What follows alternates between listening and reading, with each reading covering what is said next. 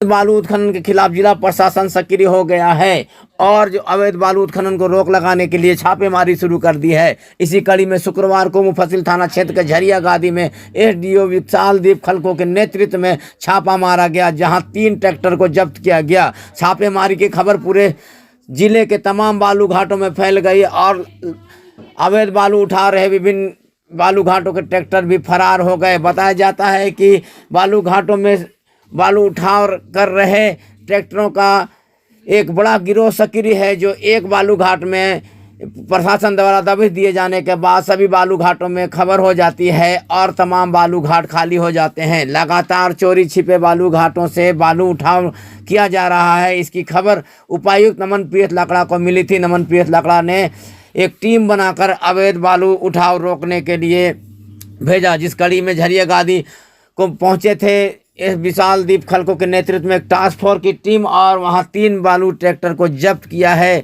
जबकि कई बड़े ट्रैक्टर फरार होने में सफल हो गए हैं। इधर बताया जाता है कि इन अवैध बालू उठाव में कई सफ़ेद पोस्ट लोग भी शामिल है। हालांकि आम लोग ये कह रहे हैं कि आखिर बालू अवैध उठाव हो रहा है या वैध उठा रहा है, लेकिन आम लोगों का मकान, सरकारी कार्यालय कैसे बनेंगे, इस पर सरकार को और जिला प्रशासन को विचार करना चाहिए। फिलहाल एसडीओ विशालदीप खलको ने कहा है कि विभिन्न घाटों में जो बालू अवैध उठाव किया जा रहा है उसको पूरी तरह प्रतिबंध लगाया जाएगा और हाल में बालू उठाव को रोक लगाई जाएगी। इधर जिला प्रशासन के द्वारा किए गए कार्रवाई के बाद विभिन्न बालू घाटों में ट्रैक्टर मालिकों में हड़कंप मच गया है और पूरे तमाम बालू घाट में सन्नाटा पसर गया है। देखिए जेजीटीवी की एक विशेष रिपोर्ट।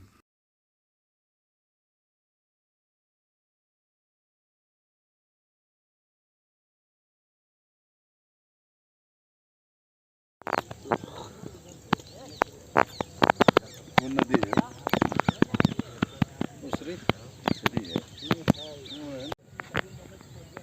हो गया हाँ भाई वहाँ पर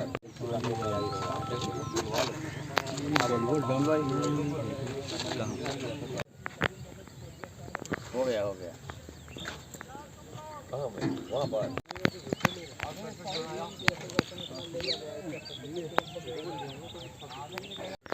क्या कीजिए, दूसरा गाड़ी पकड़ लिया है इसका नहीं और क्या करें के वो 3 गो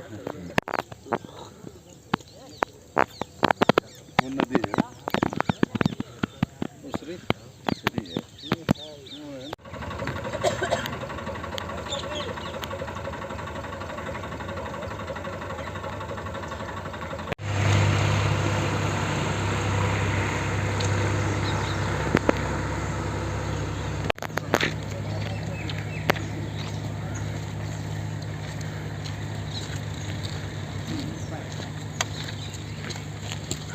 अलग छपरा नहीं ना है, ये रोहतास की यहाँ गेहूँ मिलेगा, चावल भी है, जाएगा कहाँ?